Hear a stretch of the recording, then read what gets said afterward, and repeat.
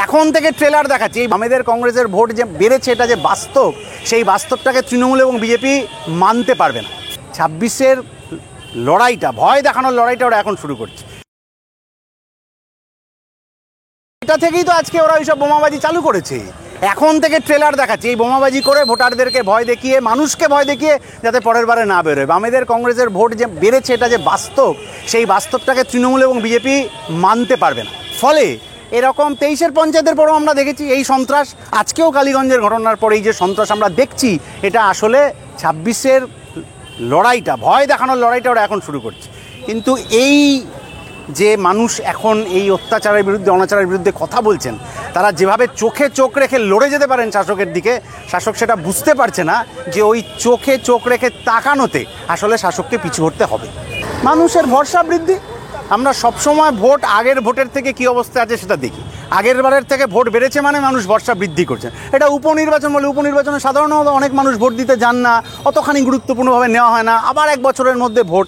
ফলে পরের বার যে লড়াই আন্দোলন নিয়ে, যে বিশেষ প্রস্তুতি নিয়ে কালীগঞ্জে হোক কি অন্য জায়গায় হোক মানুষ এই চোর চিটিংবাজ দাঙ্গাবাজের বিরুদ্ধে নামবেন, সেই আশঙ্কা থেকেই তো আজকে এই বোমাবাজি, আজকে এই হত্যার ঘটনা, এই নৃশংস ঘটনা ঘটানো হয়েছে। কিন্তু এই সমস্ত যা যা ঘটনা ঘটছে, প্রত্যেকটার জবাব গণতান্ত্রিক উপায়ে আমার রাজ্যের দেশের শাসকরা পাবে, এটা আমরা গ্যারান্টি করতে পারি। আমাদের এটা অনেক দিন আগে থেকে প্রস্তুতি চলছিল। ফেব্রুয়ারি মাসে আমাদের ডানকুনিতে যা সম্মেলন ইত্যাদি হয়েছিল, সেখানে আমাদের আলোচনা হয়েছিল যে বুথকে কিভাবে আমরা শক্তপোক্তভাবে গড়ে তুলতে পারি। ফলে তার প্রস্তুতিতে এটা কালীগঞ্জের ভোট হয়েছে বলে, যেখানে যেখানে এরপরে নির্বাচন হবে সেই প্রস্তুতি যেটা আমরা নিজেদের মতো করে প্রস্তুতি করেছিলাম, মানে খানিকটা আমরা নিঃশ্বাস নিচ্ছিলাম, শাসক ভাবছিল এর মধ্যে হাঁপিয়ে পড়েছে। কিন্তু আসলে এক পা পিছনও আসলে দুপা পাল্টা ঝাঁপ দেওয়ার জন্যে, যে ঝাঁপটা ওরা এখন টের পাচ্ছে। সেই ঝাঁপটার আলটিমেট ময়দান হচ্ছে সমাজ বদল।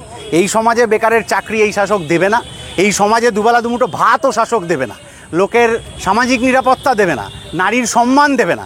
ফলে দিনের শেষে এই সমাজটা বদলানোর লড়াই, আর তার জন্যে এই ক্ষমতায় যারা রয়েছে তাদের বদলে দেওয়ার লড়াই, এটাই আমাদের চালিয়ে যেতে হবে। 23 সালে পঞ্চায়েতে এত ব্যালট বাক্স রাস্তায় ফেলে দিতে হয়েছিল কেন? এত ব্যালট খেয়ে ফেলতে হয়েছিল কেন? 24 সালে লোকসভার আগে বিভিন্ন জায়গায় দাঙ্গা বাঁধাতে হয়েছিল কেন? পহেলগাঁওয়ের ঘটনার পর বামপন্থীদের সম্পর্কে মিথ্যে প্রচার করতে হয়েছিল কেন? একটা বাই ইলেকশন জেতার খুশিতে একটা 10 বছরের মেয়েকে খুন করে ফেলতে হয় কেন? চাকরি চাইতে এসে মইদুলকে পিটিয়ে খুন করতে হয় কেন? এই সমস্ত প্রশ্নের উত্তর লুকিয়ে আছে 26-এ আসলে কি হবে। একদিকে রুটি রুজির লড়াই, উল্টো দিকে রুটি রুজির ভাবনাকে ভুলিয়ে দিতে জাত ধর্ম ইত্যাদি ইত্যাদিকে ব্যবহার করে মানুষকে বোকা বানানোর লড়াই, দেশ বেচার দালালদের বিরুদ্ধে দেশ বাঁচানোর লড়াই, যা হওয়ার তাই হবে।